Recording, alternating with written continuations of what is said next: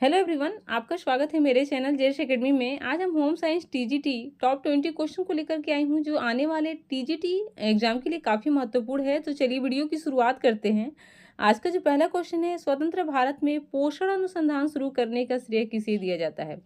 जब हमारा भारत स्वतंत्र हो गया, उसके बाद पोषण अनुसंधान शुरू करने का श्रेय किसे दिया जाता है? ऑप्शन पहला है एंटोनी लेवाइजर को, दूसरा है कोलुथुर गोपालन, तीसरा है एम.एस. स्वामीनाथन और चौथा है इनमें से कोई नहीं। जो भारत के पोषण अनुसंधान का जनक माना जाता है, कोलुथुर गोपालन को माना जाता है। Second option is the right answer. अगला क्वेश्चन है, भारत में वृक्षों का आदमी किसे कहा जाता है? ऑप्शन पहला है सुंदरलाल बहुगुणा, दूसरा ऑप्शन है सलीम अली, तीसरा है मेघा पाटेकर और चौथा है उपरोक्त सभी। वृक्षों का आदमी सुंदरलाल बहुगुणा को माना जाता है, जो चिपको आंदोलन के जनक भी हैं। First option is the right answer. अगला है, प्रकृति में उपलब्ध सबसे शुद्ध जल कौन सा माना जाता है? प्रकृति में उपलब्ध जो सबसे शुद्ध जल किस जल को माना जाता है? ऑप्शन पहले कुएं का जल, दूसरा ऑप्शन है नदी का जल, तीसरा है समुद्र का जल और चौथा है वर्षा जल। ये चारों में सबसे जो प्रकृति में सबसे शुद्ध जल जो माना जाता है, वर्षा का जल माना जाता है। भले ही वो नीचे आकर के खराब हो जाता है, लेकिन सबसे शुद्ध जल जो माना जाता है वर्षा का जल ही, ऊपर से बहुत शुद्ध ही आता है। Fourth option is the right answer. अगला है, उन देशों में मुख्य रूप से कौन सा प्रोटीन पाया जाता है? ऑप्शन पहला है कैरोटीन, दूसरा ऑप्शन है फाइब्रिन, तीसरा है कोलेजन और तीसरा चौथा है सेरिशीन। उन देशों में जो सबसे प्रोटीन जो पाया जाता है वो कैरोटीन पाया जाता है। First option is the right answer.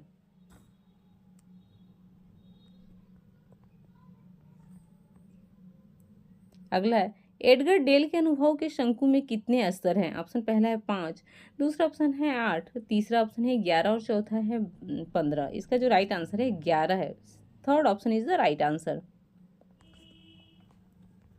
अगला है, कपास का घनत्व होता है, जो कपास है कॉटन, उसका घनत्व कितना होता है? ऑप्शन पहला है 1.52, दूसरा ऑप्शन है 2.47, तीसरा है 1.27 और चौथा है 0.59। कपास का जो घनत्व होता है 1.52 होता है। First option is the right answer. अगला है, प्राथमिक चिकित्सा में एबीसी नियम में बी का क्या अर्थ होता है? एबीसी नियम में बी का क्या अर्थ होता है? ऑप्शन पहला है बैंडेज, पट्टी जिसे कहते हैं, दूसरा है बोन, हड्डी, तीसरा है ब्लड, खून और चौथा है ब्रीथिंग यानी कि श्वास। तो जो एबीसी में प्राथमिक चिकित्सा में जो बी का अर्थ होता है ब्रीथिंग होता है। D fourth option is the right answer. अगला है, कपास किस भाषा से बना है? ऑप्शन पहला अरेबिक, दूसरा है लैटिन, तीसरा है ग्रीक और चौथा है अंग्रेजी। कपास जो है अरेबिक भाषा से बना है। First option is the right answer. अगला है, एनीमिया मुक्त भारत रणनीति के लक्ष्य वर्ष क्या है? एनीमिया मुक्त मतलब हमारा जो भारत है एनीमिया से मुक्त हो जाएगा। ये भारत में इसका लक्ष्य कौन सा वर्ष रखा गया? ऑप्शन पहला है 2010, दूसरा ऑप्शन है 2025, तीसरा है 2047 और चौथा है 2050। तो 2047 तक इसका लक्ष्य रखा गया है कि भारत को एनीमिया से मुक्त कर दिया जाए। Third option is the right answer.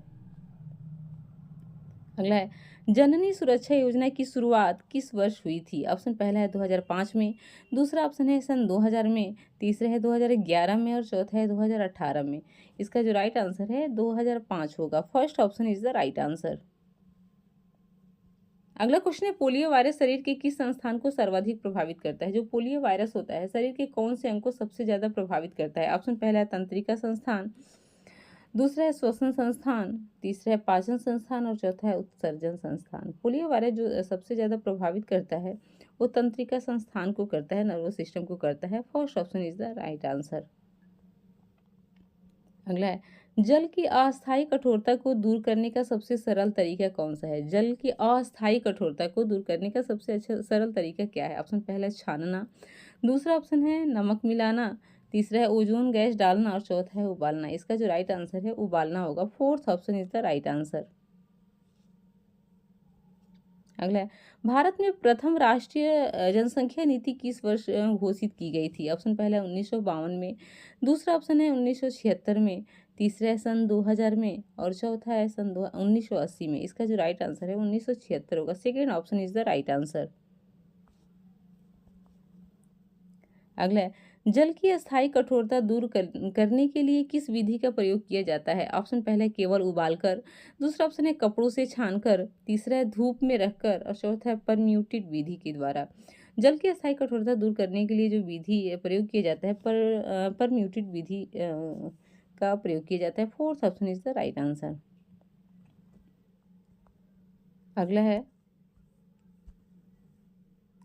हृदय रोगी के लिए किस पदार्थ का अधिक सेवन हानिकारक माना जाता है, क्योंकि यह हृदय की धड़कन बढ़ा देता है? जो हृदय रोगी होते हैं, हार्ट के पेशेंट होते हैं, वो इसमें से कौन सा पदार्थ है जिसका अधिक सेवन से जो उनके लिए हानिकारक होगा और हृदय की जो धड़कन होती है वो बढ़ा देता है? ऑप्शन पहला है कॉफ़ी, दूसरा है नींबू पानी, तीसरा है ग्रीन टी और चौथा है कोको। इसका जो राइट आंसर है वो कॉफ़ी होगा। कॉफ़ी हार्ट के पेशेंट को नुकसानदेह होता है। First option is the right answer. अगला है, स्वच्छता की देवी के रूप में किसे जाना जाता है? ऑप्शन पहला है हाइजिया को, दूसरा है एंगल को, तीसरा है एसेसे को और चौथा इनमें से कोई नहीं। इसका जो राइट आंसर होगा हाइजिया होगा। First option is the right answer.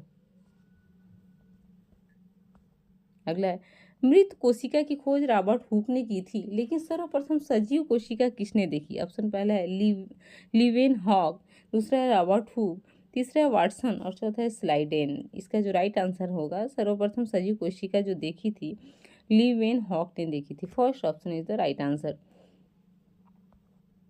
अगला क्वेश्चन है, मनुष्य में अस्थायी दांतों की संख्या होती है, जो परमानेंट मनुष्य में दांतों की संख्या कितनी होती है? ऑप्शन पहला है 12, दूसरा ऑप्शन है 20, तीसरा 28 और चौथा है 32। मनुष्य में अस्थायी दांतों की जो संख्या होती है वो 12 होता है।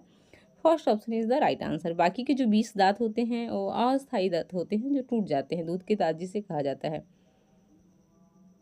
अगला क्वेश्चन है, कक्षा में प्रभावी संचार के लिए निम्नलिखित में से कौन सा कारक योगदान देता है? ऑप्शन पहला है छात्रों की उदासीनता, दूसरा है शोरगुल वाला वातावरण, तीसरा इंटरेक्टिव वातावरण और चौथा इनमें से कोई नहीं। कक्षा में प्रभावी संचार के लिए जो सबसे अच्छा कारक माना जाता है वो इंटरेक्टिव वातावरण माना जाता है। Third option is the right answer.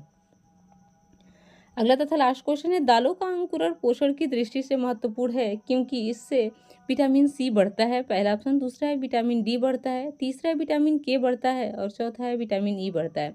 दालों का अंकुरण पोषण की दृष्टि से महत्वपूर्ण है क्योंकि इससे विटामिन सी बढ़ता है। First option is the right answer. चलिए, वीडियो अच्छा लगा तो इसे लाइक शेयर और अगर चैनल पे पहली बार विजिट कर रहे हैं तो इसे सब्सक्राइब करना ना भूलें। Thank you.